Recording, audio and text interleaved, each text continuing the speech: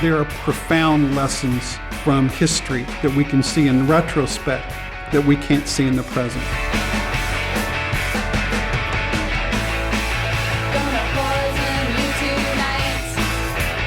You and I can sit and talk about what on earth were they thinking prescribing 2.5 pounds of cocaine for the treatment of morphine addiction in the 1880s.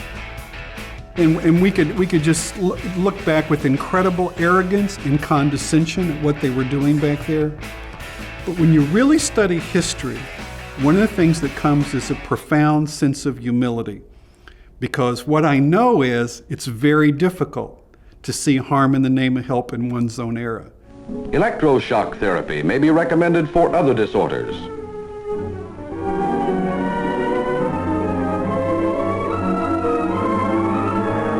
Little is known about the causes of addiction and dependency. Therefore, little can be done to prevent or interrupt dependency by clinical means. So what it forces me to do through the study of history is to ask, how will historians in 50 years judge what we're doing today in the name of addiction treatment? For some, self-help group therapy is the best method.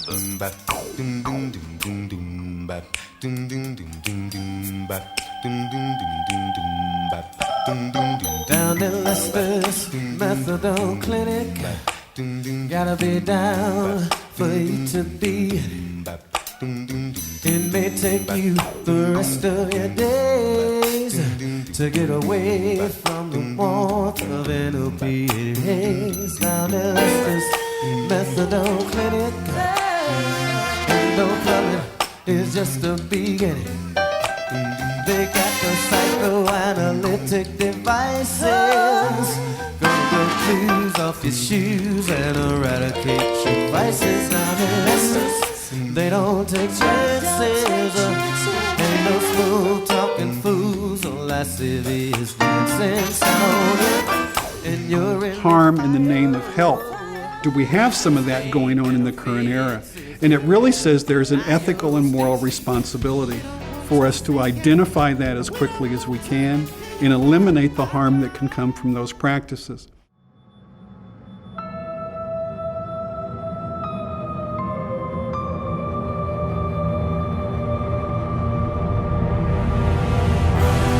In 1621, the Mayflower tossed on a frigid ocean, anchored off the coast of an unknown new land.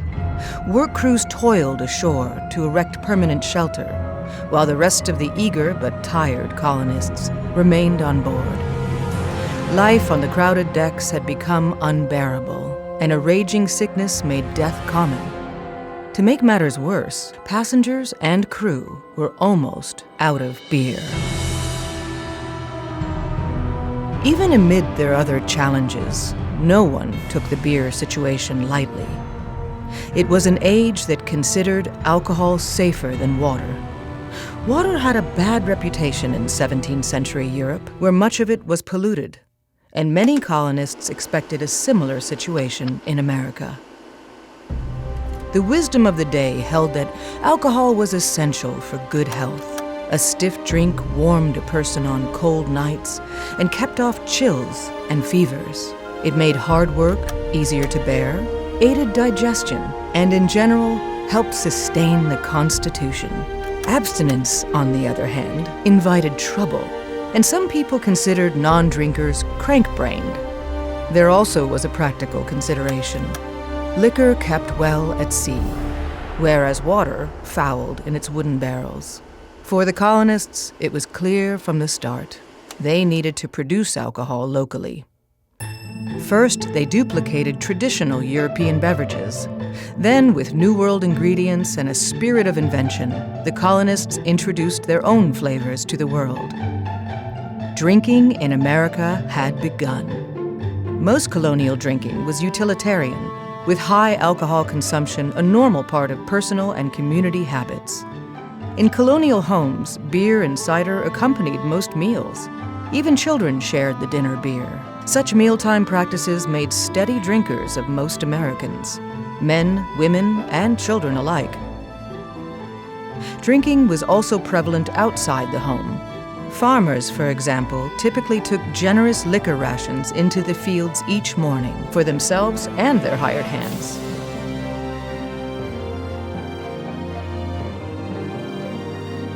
In the 17th and 18th centuries, on-the-job drinking was not only common, but encouraged by employers who supplied the libations. Alcohol was known as the good creature of God, a blessing to bring cheer, relieve sorrow, and nurse the sick. The multiple cultures that came together to form the early Euro-American communities brought very heavy drinking cultures with them. So alcohol was integrated into almost every aspect of early American colonial history. So all the major interactions in terms of social interactions, what is really striking is the absolute pervasive presence of alcohol on the one hand, and the almost absence of the concept of alcoholism on the other hand. We don't have a concept of alcoholism at this point in time. We do have laws being passed that limit when you can drink and where and how much. We have laws that are concerned with particular occupations that may be prone to excessive drinking. Interestingly, clergy and physicians tended to be targeted for that. They went door to door through much of their work in those days, and every place they went, part of the social greeting was to be offered alcohol, and it would have been a great offense to decline that. So definitely the quality of medical and spiritual care was far better in the mornings than as the day progressed in those occupations. The very first structure we have of people in recovery from alcoholism organizing recovery support societies or meetings really occurs in Native America as early as the 1730s. Native American recovery circles were individuals who turned their negative experiences with alcohol into a social movement of mutual support. But the earliest Native American experiences with alcohol during European contact were not, as popular myth would have it, a history of drunken devastation. We've come to call these firewater myths because they're basically myths that got constructed that really politically and culturally helped rationalize genocidal possession of native lands for almost a century. One that Native Americans had no contact with alcohol prior to European contact. That is true for many and most Native American tribes, not true for all. And among those who had contact with alcohol, they virtually have no word in the languages for alcoholism. Number two was the myth that Europeans arrived, rolled barrels of rum off of the boats, and instantly devastated Native America. Nothing could be further from the truth. The earliest contact between natives and alcohol provided by Europeans as a token of social contact was for the most part a non-problematic relationship. Alcohol did not rise as a significant problem in native communities until alcohol had become a tool for political, economic, and sexual exploitation of native peoples. And as those cultures came under physical and cultural assault and began to virtually disintegrate under that assault, then we see the rise of alcohol problems in tandem with that, and alcohol used as a tool to further that disintegration. You've heard of Hiawatha and of Navajo as well, but out in North Dakota lived a chief who rang the bell. Of all the sporty Indians the nation ever knew, that certain man could paint the town a dark vermilion hue. Rain in the face, he used to chase all over the place. Buy him a drink and you were an ace. Rain in the face, none of his race could keep up the pace. He had the first original thirst, poor old rain in the face. Now, part of the rationale as those problems began to rise among the Europeans was, well, Native Americans have a biological genetic vulnerability to alcoholism, which in fact reflects their inferiority to the white race. To be perfectly blunt, we reviewed all of the existing evidence. While there's powerful influence on the role of genetics in the transmission of alcoholism, we do not have evidence that that is a racially determined trait. In other words, you may have some Native Americans have increased genetic vulnerability for alcoholism based on their family history, but not based on their racial status as Native Americans. The third was that Native Americans become excessively violent under the influence of alcohol. And the final one was that Native communities are so devastated by alcohol that the only solution to alcohol problems must come from outside those communities, from the European community providing clinical or treatment or whatever services inside of those. And we basically have now, through historical analysis and the latest scientific studies, pretty much debunked all of those firewater myths. Multiple Native American prophet movements began in the 1800s. A Native American has a kind of spiritual crisis, recovers from alcoholism, and then organizes this larger abstinence-based recovery support movement, generally around the rejection of alcohol and the rejection of other European trappings, and a return to Native American folkways. And these societies are going to extend into the Native American church, the Indian Shaker church, and extend all the way into the 20th century. So we've had continuous recovery movements in Native America since the 1730s.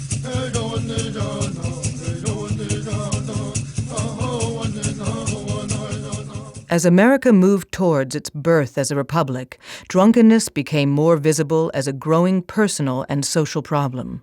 The first warning sign culturally that we really had of this rising alcohol problem came from a very prominent American citizen, Dr. Benjamin Rush. He was a signer of the Declaration of Independence. He was probably what we would consider the first Surgeon General in the United States. As one of the most prominent and prolific medical teachers in the colonies, he dominated medical thinking for almost a century. He has been called the father of American psychiatry and was unquestionably the first American authority on alcohol and alcoholism. And his first concern with alcohol was the level of drunkenness in the Continental Army, and some real concerns whether we could win that Revolutionary War based on the level of intoxication of the soldiers at that point. In 1777, Rush condemned the use of distilled spirits in a publication distributed to all soldiers. 6 years later, America won its revolution. Unfortunately, in Rush's mind, the new nation's party was just beginning. And between 1780 and about 1830, it's like this new republic went on about a 50-year drinking binge.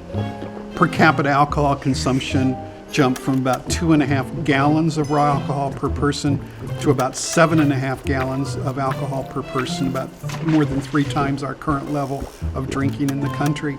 And also we shifted from traditional beverages of fermented alcohol such as wine and beers and ales, first to rum and then to whiskey as we begin to move into the 1800s.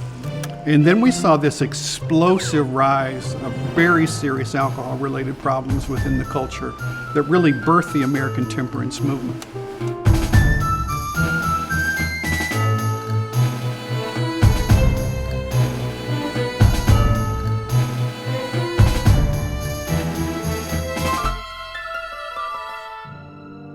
In 1784, Rush published a pamphlet that stands as the most read and influential piece of early American writing on alcohol and alcoholism. An inquiry into the effects of ardent spirits upon the human body and mind, with an account of the means of preventing and of remedies for curing them, marked the beginning of a reassessment of alcohol, just when alcohol use was dramatically increasing in America. He really wrote the first medical treatise on what today we would call alcoholism. The first time a person of his prominence, and particularly a physician, stood up and said, this is not a moral problem, it's a medical problem, and really challenged physicians to get involved in its medical treatment. I am aware that the efforts of science and humanity in applying their resources to the cure of a disease induced by a vice will meet with a cold reception from many people. Rush's pamphlet is an enjoyable read, full of whimsy, such as Rush's report of a rum drinker who belched too close to a flame and exploded. More importantly, however, the pamphlet broke scientific ground. One breakthrough was Rush's suggestion that chronic drunkenness was a progressive medical condition.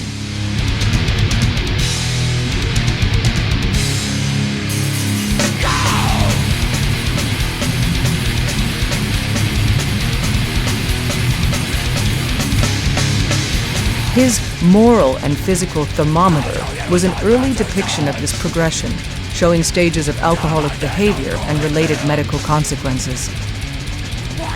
Let us next attend to the chronic effects of ardent spirits upon the body and mind.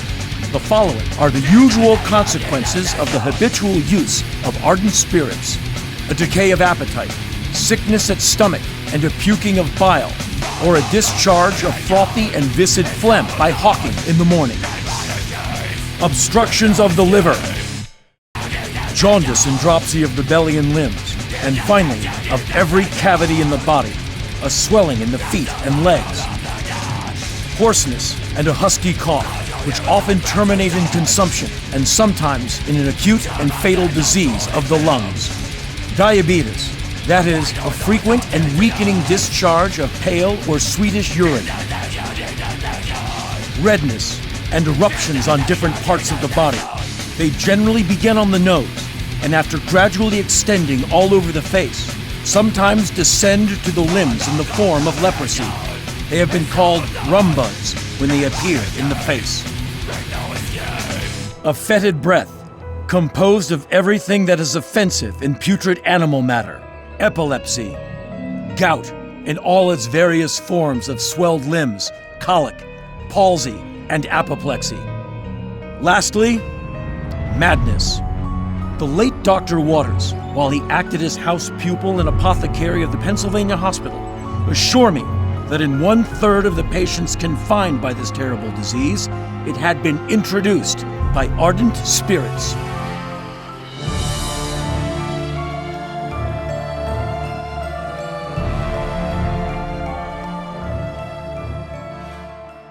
He's a real pioneer in the sense of, if we talk about the birth of a disease concept of addiction internationally, Benjamin Rush is probably the father of that concept. So we give him great credit in terms of this medicalized view of addiction. And at the same time, he had some very bizarre thoughts about treatment of that disorder.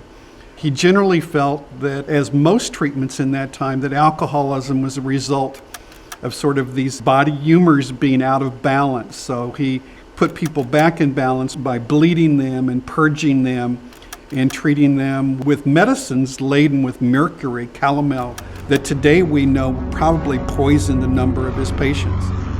Dr. Benjamin Rush was called the Prince of Bleeders. He taught that the body had about 25 pounds of blood, 20 of which could be safely drained. But the body actually holds less than half that. He also believed that the problem was really a problem of distilled alcohol. So his early thinking was to switch his patients from distilled alcohol to fermented alcohol. And when that little experiment didn't work really well with some of his patients, he also considered switching them to opium. I don't know just where I'm going. So if we look at the history of harm done in the name of good in the history of addiction treatment, it probably begins back as early as the work of Benjamin Rush. Rush was on more solid ground when he made recommendations for the long-term reversal of chronic drunkenness. Rush was the first American physician to posit that continued abstinence from alcohol was the only hope for the confirmed drunkard.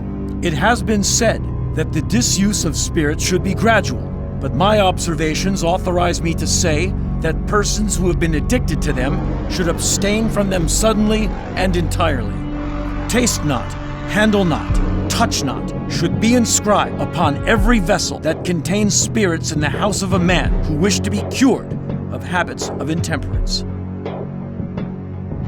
In his description of treatment, Rush presented today what might be called a multiple pathway model, or steps of alcoholism recovery.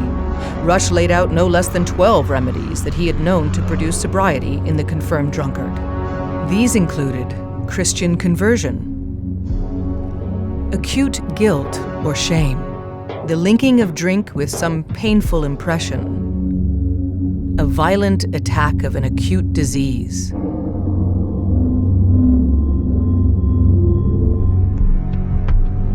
cupping,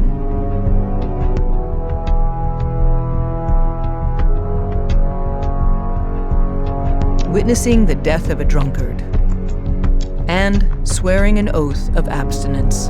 The first thing to be done to cure a fit of drunkenness is to open the collar, if in a man, and remove all tight ligatures from every other part of the body.